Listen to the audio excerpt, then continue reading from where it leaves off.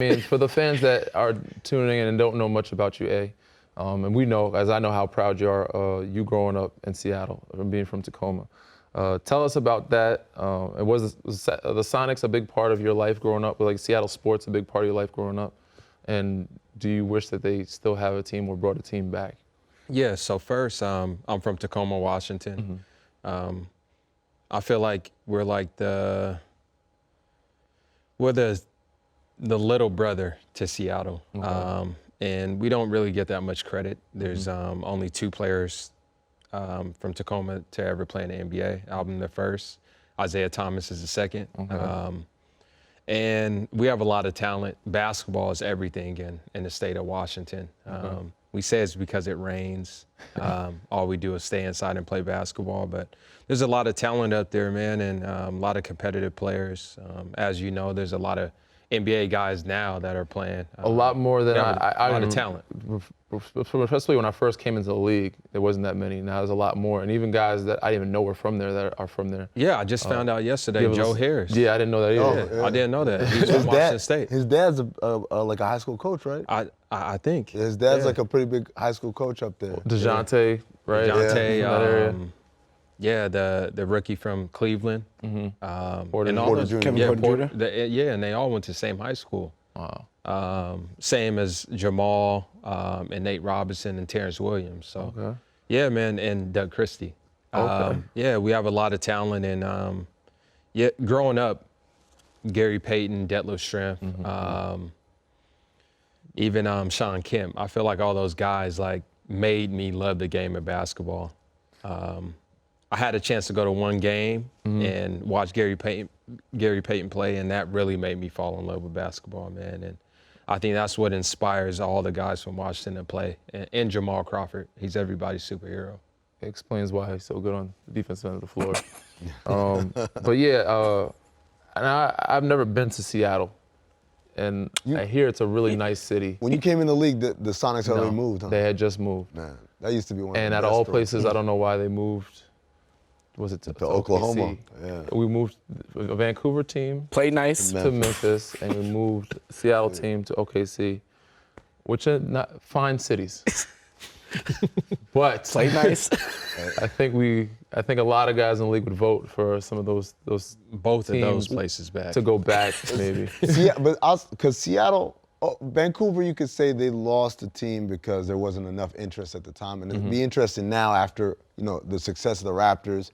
Basketball's a lot bigger in Canada. Would Vancouver be more successful now? But Seattle that's a hoop town. You hear all the names he said. He didn't mention, what's my man, Martell Webster. Zach LaVine. Zach LaVine. Like the number of Seattle players. It's a new melting pot. Marvin Williams.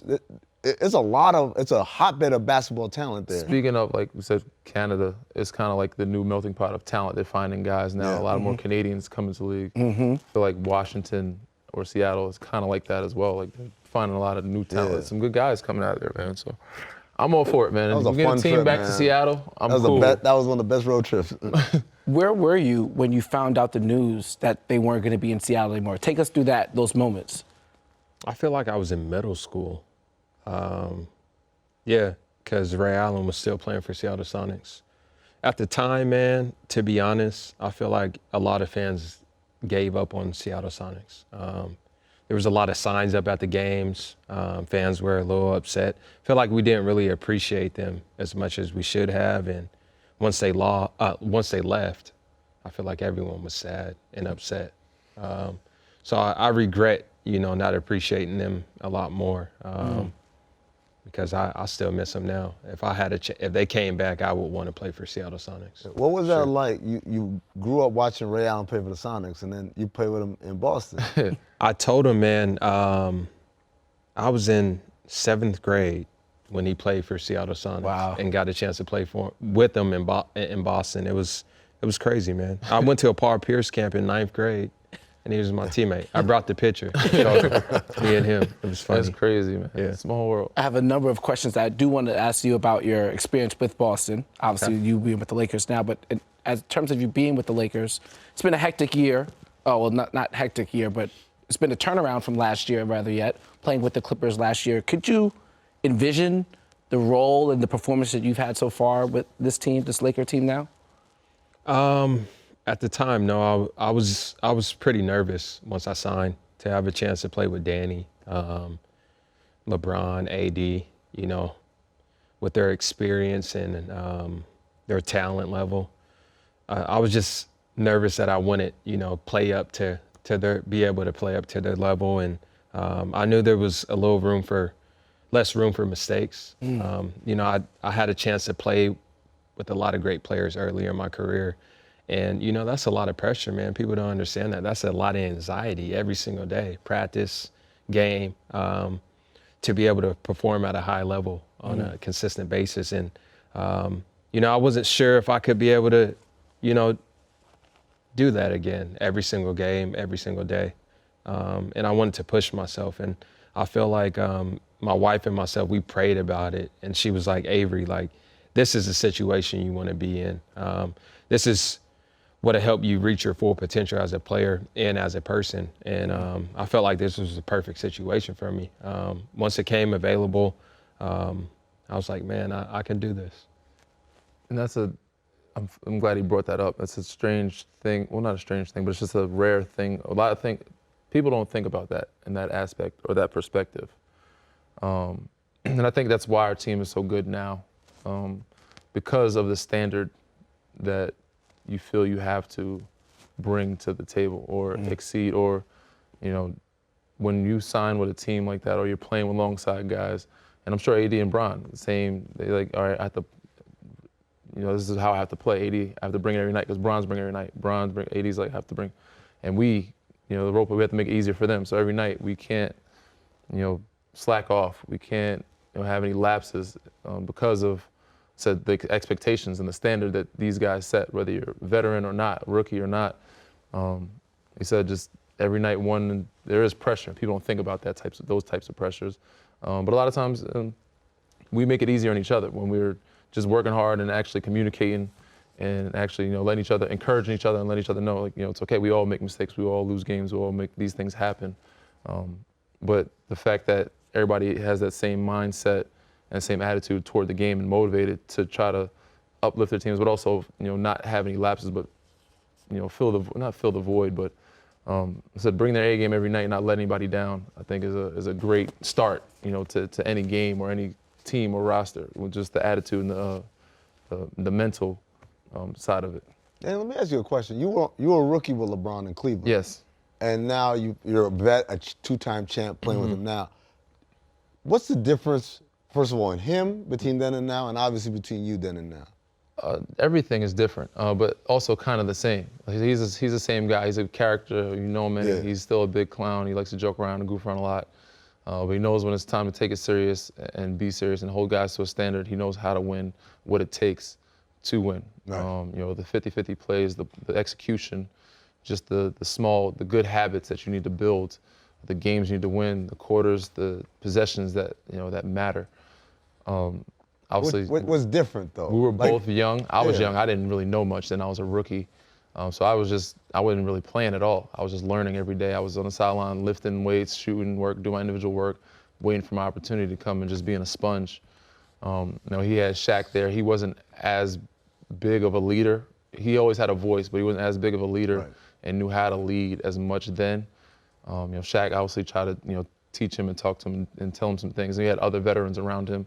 It was his team, but it wasn't like how it is now, how vocal he is and how much leadership and every timeout and telling guys where to go, where he wants people to be. So that sense, it's different. We used to hate seeing this dude because the number one thing with Cleveland, y'all won 66 games or something like that. But their thing, they were like blowing teams out. But then like when the blowout happened, it'd be Danny Green time to start dancing on the sideline. Here we go again. And they played that song. What was the song they played? The jump around song. That was Carolina thing they played. They played different music, but Cleveland had this song they played. But it's like some '90s song. They wouldn't say make me, but most of the time, they would make me because I wasn't playing. And It was, man. they're like, look, we need you to, you know what I'm saying? And then I'd have to jump in, and then the front office called me, you can't be doing what those other guys are doing. But, you know, Shaq would make me do a lot of crazy stuff sometimes, man. I'm just like, I have to do. You play with Shaq too, right? I play with Shaq. Yeah, we had Shaq in Phoenix. They Man, want I'm me to do telling some you, stuff, man. they say you can't do this and then Shaq be like, if you don't do this, I'm like, look, I can listen to him or you. I think I'm gonna listen to him. He's the number one prankster and number one-upsman. Like, if you try to get back at him, oh man, you just better off just taking the L, because he's gonna one-up you by 100 times. You got an example? Yeah. That's good for air? I'm gonna clean it up. So he was messing with Lou Amundsen all season long. Lou Amundsen lived real close to the arena where we have a practice facility in the arena, so he'd ride his bike. So they start taking Lou's bike and hiding it. They hide it I'm talking about in the arena. One day it's in the 300 section. One day it's like in the security office. And like he'd come back, he got to look for his bike. So the second to last day, and I told Lou, you messed up, man. The second to last day, he had Shaq's car taken, filled with like styrofoam peanuts and put back. And Shaq was filming a documentary at the time, so they were following him. He opened the door, the peanuts come out. And I was like, yo, you should have done that on the last day so you never see him again. The next day, Shaq showed up at 6 in the morning. And when I tell you he messed with every one of Lou Amundsen's possessions, it's not for air what he did, but I'm gonna tell you right now, he did things that Matt Barnes is on the team. He had to stop Shaq. Like, man, you can't do that, man. Like, that's not right. Everything in his locker was missing somewhere. Huh? I'm gonna tell you off air, man. He messed with this stuff and put it back. That's I know, at 6 in the morning. You know how it is. Like, he was the first person in there. He was there before the trainers, like waiting. Last day. Last day. Ready to last make it regular happen. season day. Yeah. One team that Shaq did not play for, the Clippers. Clippers matchup just happened. You guys have now gotten your first win of the season against them. Avery, what did you learn about the potential that you guys showed in that matchup? Well, I can't say in the first two meetings. You know, I feel like we didn't play to our potential. In the last game, I feel like we were just a much better team. We knew we were better than what we played the two previous games, and we knew we had room for improvement. And we made that room, and we still have much more room for improvement. But we just came out with the mindset to be the team that was going to be able to execute, team that was going to be able to fight through the adversity and be able to respond throughout the entire game. And I feel like we did a great job doing that. And our leaders at the end of the game, they led us, man. I mean, the way LeBron and AD were able to play in the fourth quarter, that's the way you always want your superstars to be able to finish a game. And it was just amazing, man. It's amazing to see LeBron be able to play at this level every single year. In year 17. But yeah, no, to follow up on that, I don't think, for sure, the first matchup, it's the first game of the season. Yeah. Nobody is where they want to be, both teams. So that's not a game you can really dictate off of. The second time we played them, I thought we were a better team than we were the first game. We're still finding ourselves. But this third matchup, I think we really kind of know our identity, know who we are. But the second game, we played pretty well for about 3 quarters. We were up most of the game up until the fourth quarter, where it showed our maturity. We had some lapses, or immaturity, I'd say, lack thereof maturity. So we let them back in the game. We gave it away. But this third time, I said, playing them a couple times and growing throughout the season, I think allowed us to mature and I said, reach the potential we are now. Obviously, we know we're not our full potential, but to know the mistakes we made the game before and not let those happen again, being up double digits or being up and not letting the lead slip away, just showed our growth and said the potential and the progress we've made up to this point. Amin's a part of the contingency of the media who would take an 0-2 start against the Clippers and make it something. Not saying that you did, but you know the media does. Yeah. Did it bother you guys that you've gotten these wins over maybe the Rockets, the Jazz, the Nuggets, but it felt as if nobody was going to be happy with your season, your regular season at least, until you beat the Bucks, until you beat the Clippers? I mean, it doesn't matter to us. I mean, it does matter to us. But it matters to them more than anybody else, the fans, the media. They don't really care about the record. They care about our record versus certain teams, which is important because you want to be great against top 500 teams, and not just against the neighbors or the top teams in the East or in the league. But for us, it's just every day, getting better and showing our progress. Not even against them, but also against, like last night against the Nets. We got to show maturity, be better, stay focused, be locked in for longer, 48 minutes, and not get too big-headed and satisfied because we had a great weekend. Obviously, that goes to show we still have some room for improvement. We still have some maturity to go. So we learned from those losses as well. But so Danny played with the Spurs, but you played with the Celtics, and like what a matchup against the Lakers means. you know what a rivalry matchup really means to a fan base. Did you feel? I don't say you want to feel an obligation to the fans, but you heard I'm sure you heard the fans saying, "Hey, listen, I don't care what." You saw the Snoop Dogg clip. Yeah. You saw the Snoop Dogg clip. Yeah, we know Everybody saw that clip. I think in the clip he said, "I don't care who you guys lose to, but you don't lose to the Clippers." It's just crazy how much they harp on this one game. Like everybody celebrate, and mind you, it's a big win. It was great, but it really doesn't mean. It comes on playoff time. It doesn't mean anything. Everybody's so happy and singing, and of course we want them singing our praises and happy for us. But it's hindsight, it's one game. Yeah, but I think from a fan's perspective, you want the best to play the best, and in order to be the best, you have to beat the best. Mm-hmm. And for them to beat us to be known as the best team in the NBA or one of the best teams in the NBA, and then lose to the Clippers twice, we needed to kind of prove ourselves, and that's why these games I think were so important for us to win. How would you compare the dynamic of a Celtics-Lakers game, because you've played in those, Lakers-Clippers games, and Danny, you've played in a Duke-North Carolina game. Mm-hmm. Obviously, different level of competition. Mm-hmm. But those rivalry matchups, can you take me inside of the anxiety or the excitement or the pressure that comes with playing in a matchup like that? It was so new for me. So it's taken... Because you didn't have rivalries with the Spurs, right? Yeah, I mean, you had teams you wanted to beat. The Lakers a little bit, and then it's obviously the Texas teams, Dallas, Houston. They never want us to lose to other Texas teams. But so the Lakers-Celtics matchup was new for me, obviously going to Boston, and it wasn't a great outcome when we went there to play.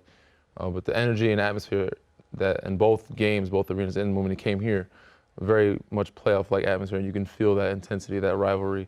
So it was very new for me. And it's something that's still kind of being built into me. Mm.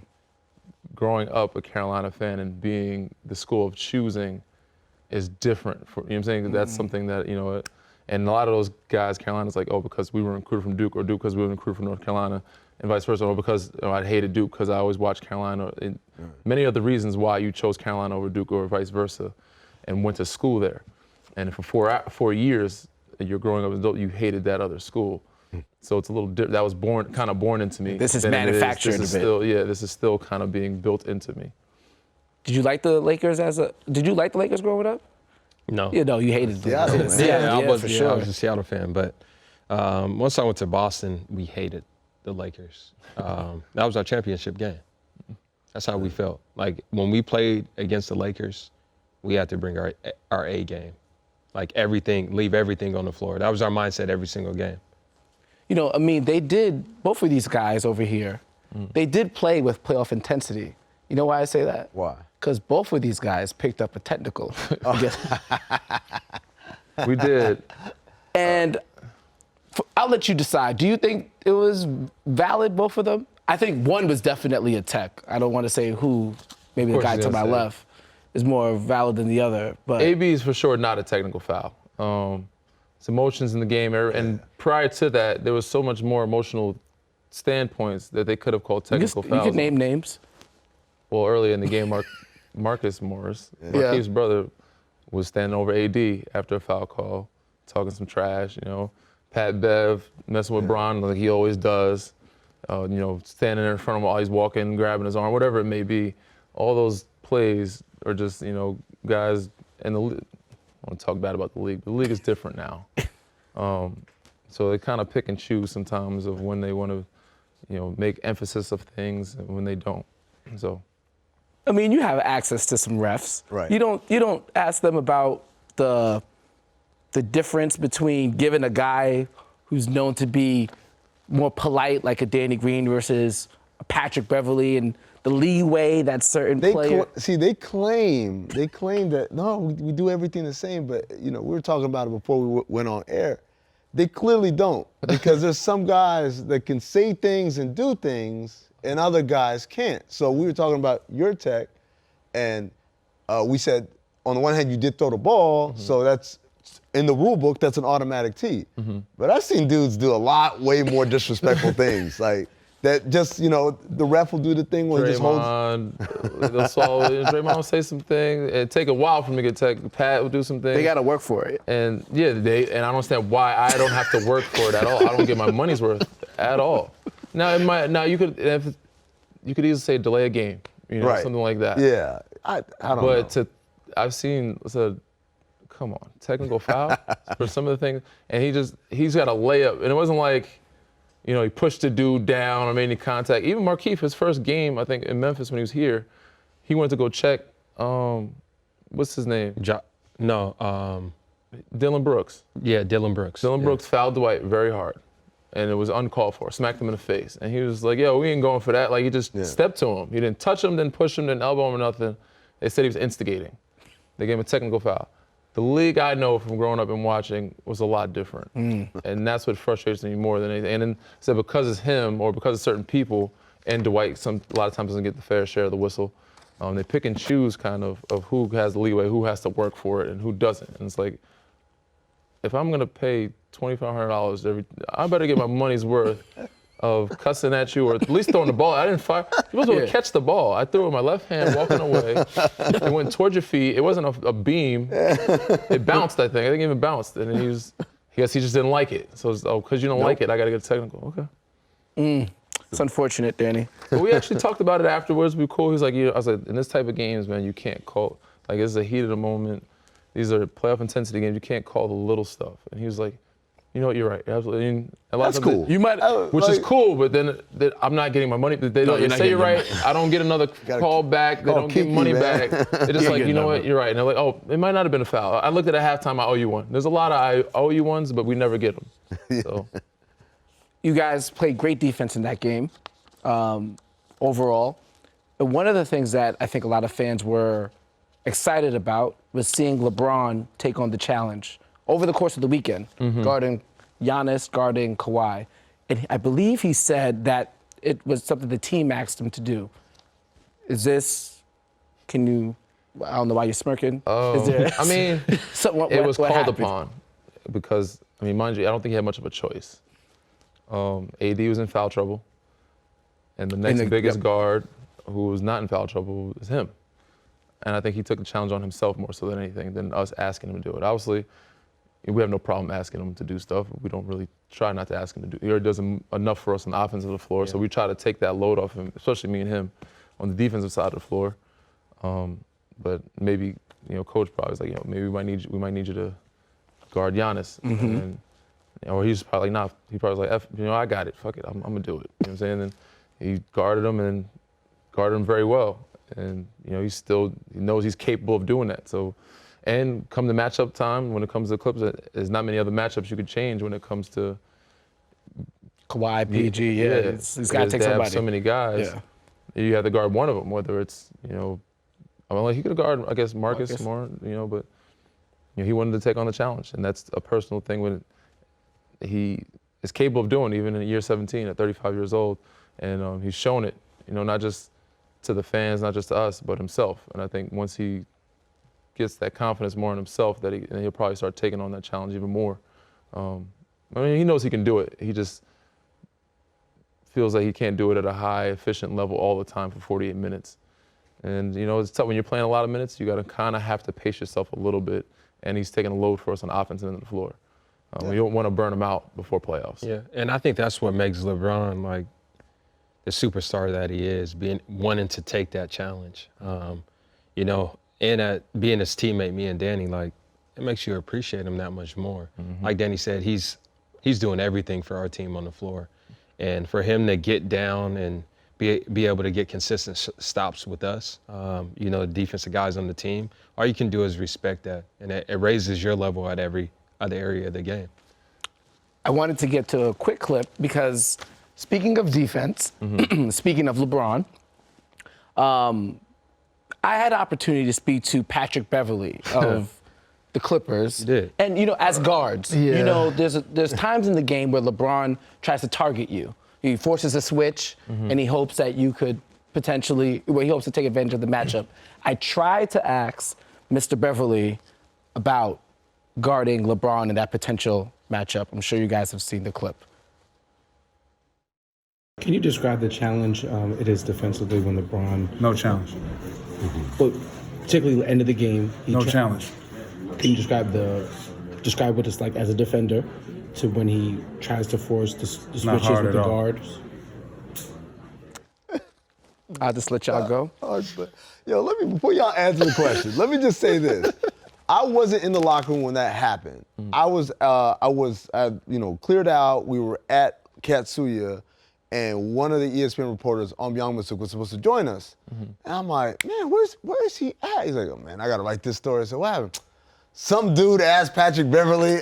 So they were all the reporters were complaining because they were done. He had kind of said you guys were the better team that day, and you know he kind of did the usual stuff, and we would have been done. It said somebody had to ask that question, which you knew Patrick Beverley because that's just the kind of guy he is. He's never gonna yield an inch. He's gonna say no challenge at all.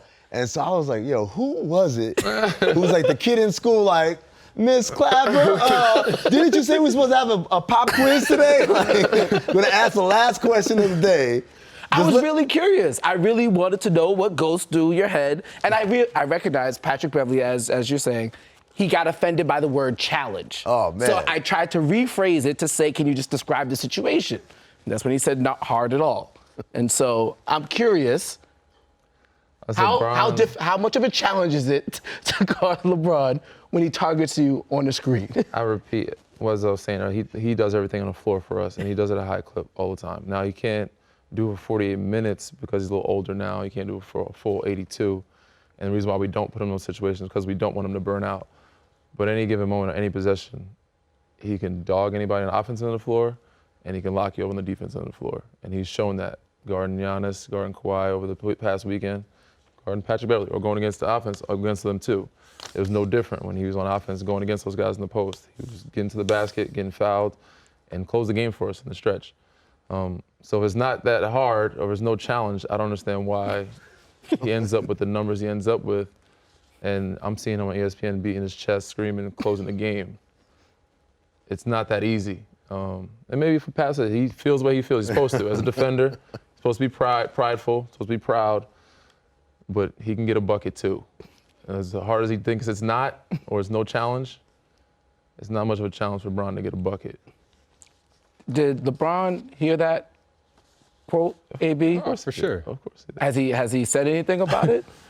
I don't think he needs to say anything about it. I mean, I don't think he acknowledged it at all. Yeah. Most of the time, he doesn't acknowledge it.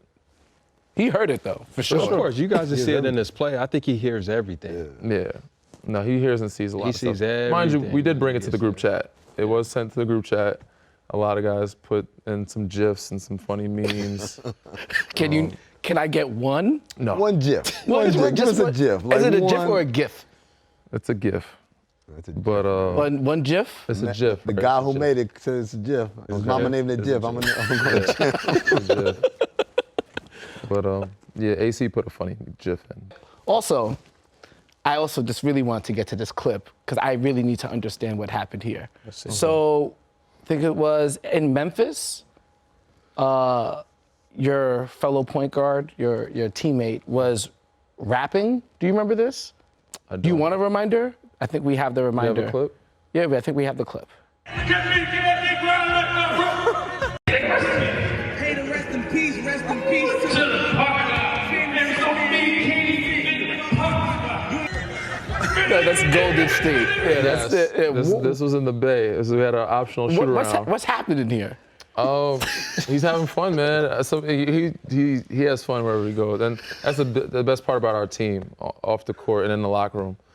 Guys joke around all the time, have fun, and said shoot around. I think there's a game he knew. Well, Brian wasn't playing that game, but he always plays one-on-one. He always gets some extra shots up. He's always the guy in the gym. Does he always rap before? No, Dud, but he was feeling good that day, and Dud somehow found the mic.